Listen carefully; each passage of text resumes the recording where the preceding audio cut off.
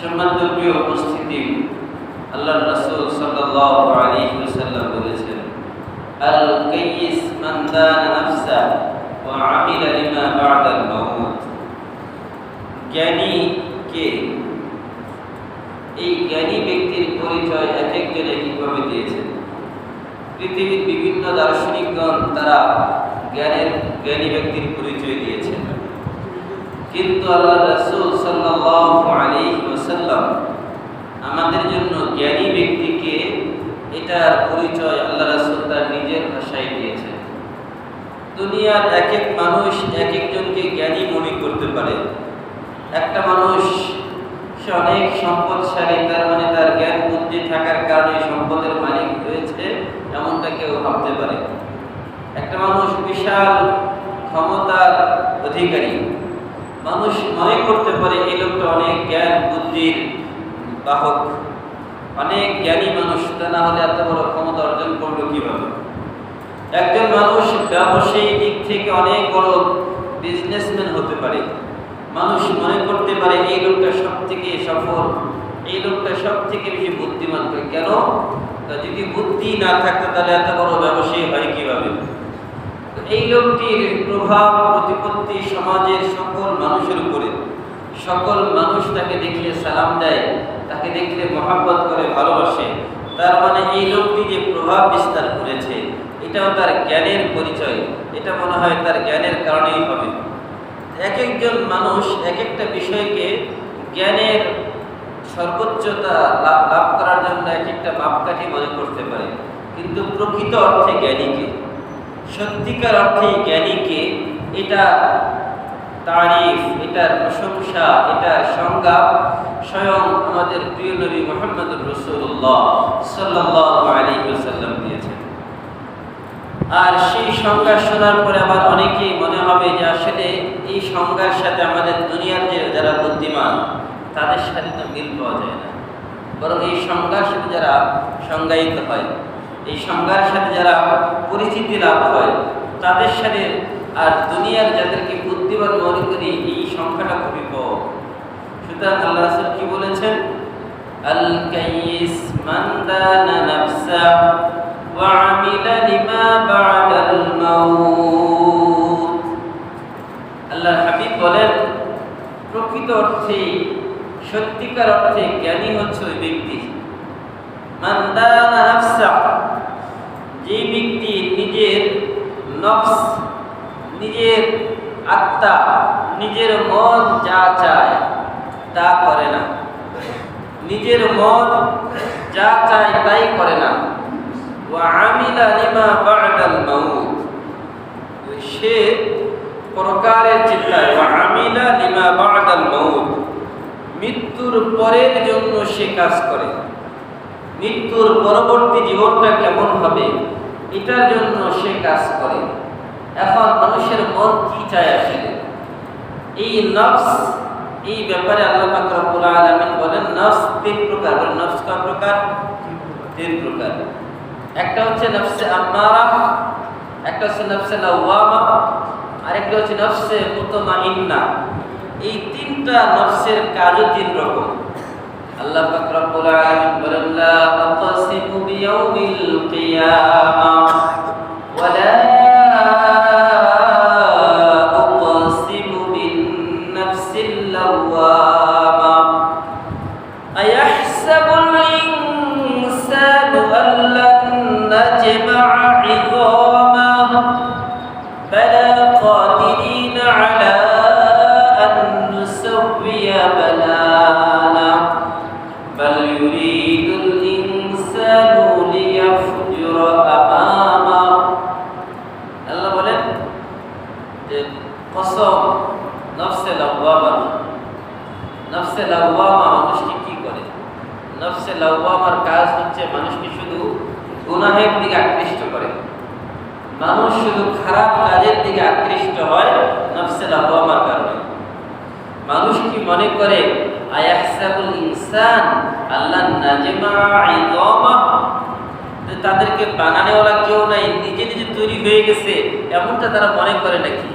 বাল ইউরিদুল ইনসান লিয়াফজুরা আমামা, আল্লাহ বলেন না না, বরং মানুষকেও তো বানানোওয়ালা একজন আছে। এই জন্য মানুষের যে আত্মা, এই আত্মা তাকে শুধু গুনাহের দিকে উদ্বুদ্ধ করে, এটার নাম হচ্ছে নফসে লাওয়ামা। বলেন নফসে লাওয়ামা। দ্বিতীয় নাম্বার, ওমা উবাররিউ নাফসি ইন্নান নাফসা লাআম্মারাতুম বিসসু ইল্লা মা রাহিমা রাব্বি ইন্না রাব্বি লাগফুরুর রহিম। আল্লাহ বলেন দ্বিতীয় প্রকার নফস, নফসে আম্মারা, যে নফস মানুষকে ভালো কাজের কথাও বলে আবার খারাপ কাজের কথাও বলে। আমরা দেখবেন নামাজও পড়ি, আবার মাঝে মাঝে দেখবেন মিথ্যাও বলি না এমন? তার মানে আমাদের নফস হচ্ছে নফসে আম্মারা।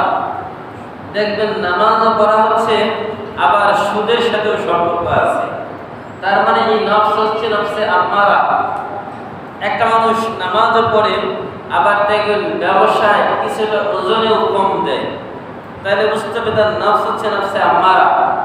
একটা মানুষ নামাজও পড়ে, আবার দেখা যায় ভেজাল মানের সাথে আসল মাল মিক্স করে, অথবা আসল মানের সাথে ভেজাল মাল মিক্স করে এটা চালিয়ে দেয়, বুঝতে হবে এটা নফসে আম্মারা। অর্থাৎ ভালো কাজও করে খারাপ কাজও করে। এই যে একটা অবস্থা দোদুল্যমান, কোনোটার মধ্যে সে স্থির থাকতে পারে না, এটাকে বলে নফসে আম্মারা। আর 3 নাম্বার নফসে মুতমাইন্না। আল্লাহ পাক রব্বুল আলামিন বলেন ইয়া আইয়াতুহান নাফসুল মুতমাইন্না ইরজিই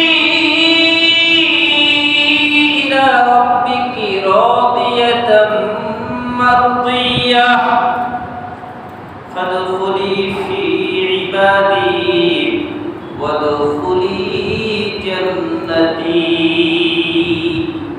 আল্লাহ বলবেন হে নফসে মুতমাইন্না, তার মানে প্রশান্ত আত্মার অধিকারী, হ্যাঁ প্রশান্ত আত্মার অধিকারী, ইরজিই ইলা রাব্বিক, তুমি তোমার রবের কাছে ফিরে আসো।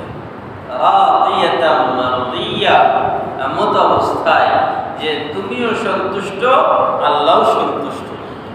ফাদখুলি ফি ইবাদি, তুমি আমার নেককার বান্দাদের অন্তর্ভুক্ত হয়ে যাও।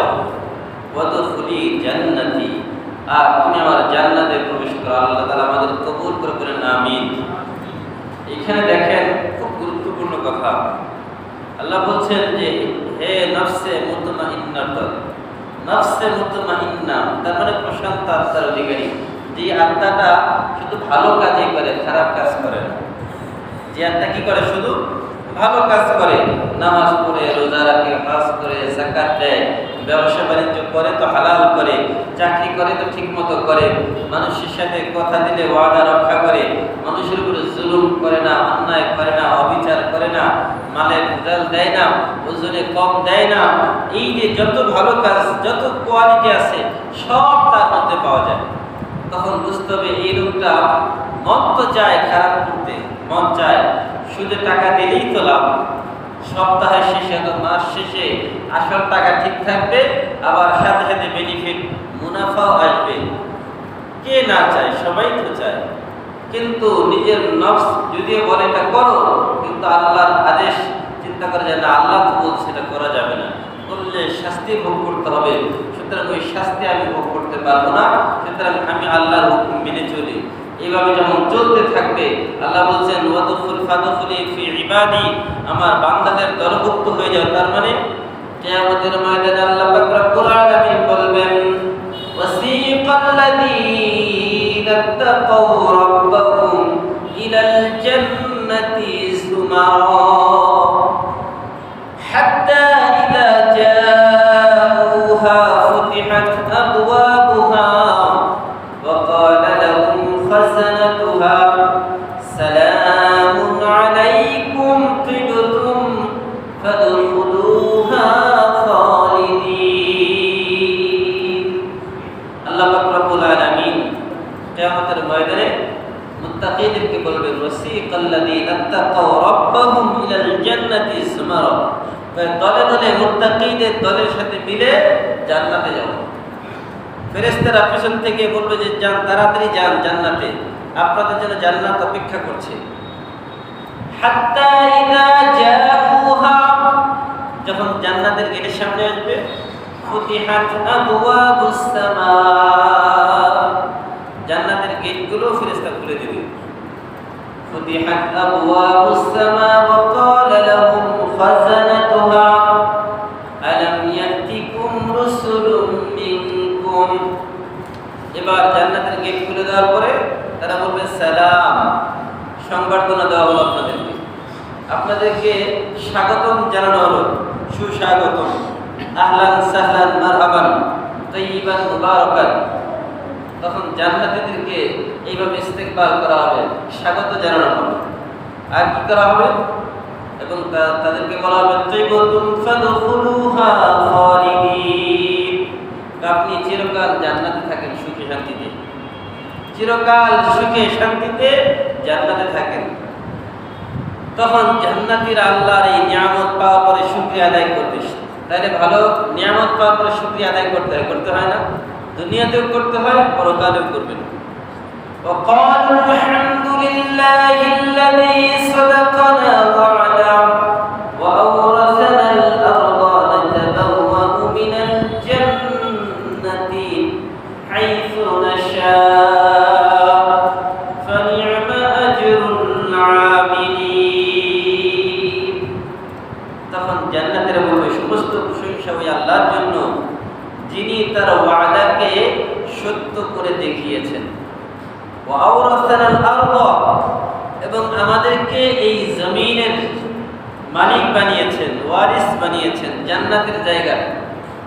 নাতাবাওয়াউ মিনাল জান্নাহ, যে জান্নাতে আমরা বসবাস করব। হাইসু নাশা, যতদিন চাই আমরা। ফানি'মা আজরুল আমিলিন, বলুন কতই না সুন্দর আল্লাহ তাআলার এই প্রতিদান, আল্লাহ তাআলার এই প্রতিদান কতই না উত্তম। এখন কথা হচ্ছে এই যে বললাম যে আল্লাহ তার ওয়াদাকে সত্য করেছেন, আল্লাহ তার জান্নাতের জমিনের মালিক আমাদেরকে বানিয়েছেন, আল্লাহ কোথায় ওয়াদা করেছেন, আসেন আমরা ওই জায়গায় যাই।